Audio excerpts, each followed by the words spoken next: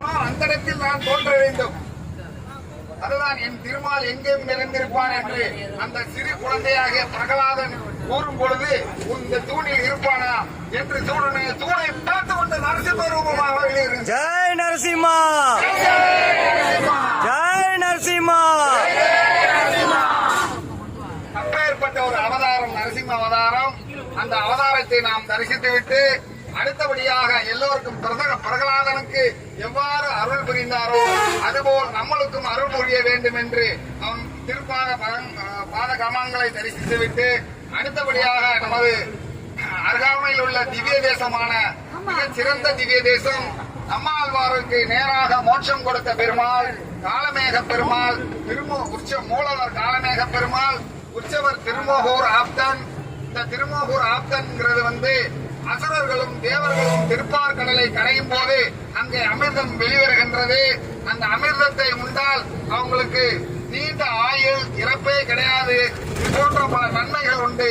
இந்த அமிர்தத்தை எடுப்பதற்காக தேவர்களும் முனிவர்களும் போட்டி போட்டுக் கொண்டிருக்கின்ற நேரத்திலே திருமாலை அசுரர்கள் கை ஓங்கியிருக்க காரணத்தினால் இந்த அமிர்தத்தை தேவர்களால் கைப்பற்ற இயலவில்லை. அப்போது திருமாலை நோக்கி வேண்டிக் கொள்கிறார்கள். திருமால் மோகினி அவதாரம் எடுக்கிறார். இந்த மோகினி அவதாரத்தின் அழகை கண்டு அசுரர்கள் மயங்க அந்த நேரத்திலே தேவர்களிடம் அமிர்தம் கொண்டு சேர்க்கப்படுகின்றது. இந்த மோகினி அவதாரம் தான் இந்த திருமோகூர் ஸ்தலம். அந்த திருமோகூர் ஸ்தலத்திலே காலமேக ஆப்தனாக வீட்டிருக்கக்கூடிய எம்பெருமாளை இன்று நாம் தரிசிக்க செல்கின்றோம். அங்கு நம்மாழ்வாரால் பாடப்பட்ட 11 பாசுரங்கள் அடியேன் சேவிக்கின்றேன்.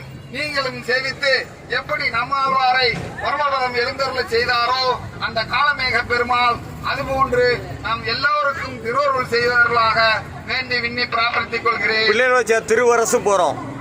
அதற்கு மேலாக நமது ஸ்ரீரங்கம் இன்று எல்லாருக்கும் தெரியும். பூலோக வைகுண்டம் என்றது. அந்த கோயில் எல்லாம் இடித்து தரைமட்டமாக்கி பெருமாளை கடத்தி கொண்டு போக இருக்கின்றார்கள். அந்த நேரத்திலே நமது மூத்த ஆச்சாரியார் இன்று நம்மிடத்தில் இல்லை என்றாலும் அவருடைய நினைவுகள் நம்மளிடத்திலே இருக்கின்றன. அந்த பிள்ளை லோக ஆச்சாரியார் என்று சொல்லக்கூடிய ஒரு வைணவ ஆச்சாரியார் நம்பெருமாளை தன்னுடைய வழியிலே வார்த்தை கொண்டு ஸ்ரீரங்கத்திலிருந்து நடந்து வந்து திருமாலிருஞ்சோலை, இன்று நாம் சொல்லக்கூடிய அழகர் கோயில் திருமாலிருஞ்சோலையிலே வந்து பெருமாளை காப்பாற்றி வைத்திருந்தார் என்றால் எல்லோரும் அறிந்திருக்க வேண்டிய விஷயம்.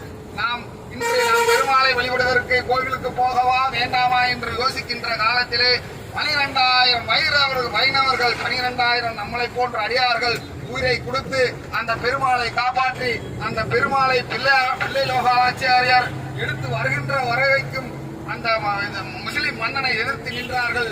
இன்றும் 12,000 தீபங்கள் காவிரி கரையிலே ஏற்றப்படுகின்றன. அந்த பெருமாளை காப்பாற்றிய அந்த பிள்ளை லோக ஆச்சாரியருடைய திருவரசு அங்கே இருக்கின்றது. அங்கே போய் நின்று அவர் செய்த காரியங்களை நாம் நினைத்து அவரை வழிபட வேண்டும். அவருடைய ஆத்மான ஐயங்களை நாம் பெற்று வர வேண்டும். இதுதான் நாம் இன்று போகக்கூடிய ரங்கநாதா ஹரி ரங்கநாதா, ரங்கநாதா ஹரி ரங்கநாதா. மாலை இந்த பெருமாளே போய் ஆழ்வாரிடத்திலே பாசரம் கேட்டதாக சரித்திரம். ஏன்னா நம்மாழ்வார் நம்ம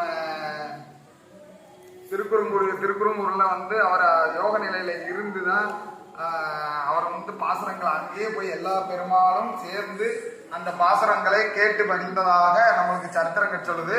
அப்படி கேட்டு மகிழ்ந்ததுல நம்ம காலமேக பெருமாளும் ஒருவர். இவர் தான் நம்மாழ்வாருக்கு டைரக்டாக மோட்சம் கொடுத்த பெருமாள். அப்படி இருக்கும்போது அந்த ஆழ்வார் இந்த வேத சாகரம் திருவழுவினான் என்றும் செங்குருகோர் என்று மருவிய வன்பொருள் என்றும் 6 மறைகள் அந்தாதி செய்தான் அடியினையே எப்பொழுதும் சித்தியாய் நெஞ்சே மனத்தாலும் வாயாலும் வன்புருகோர் வேணும் இனத்தாரை எல்லாம்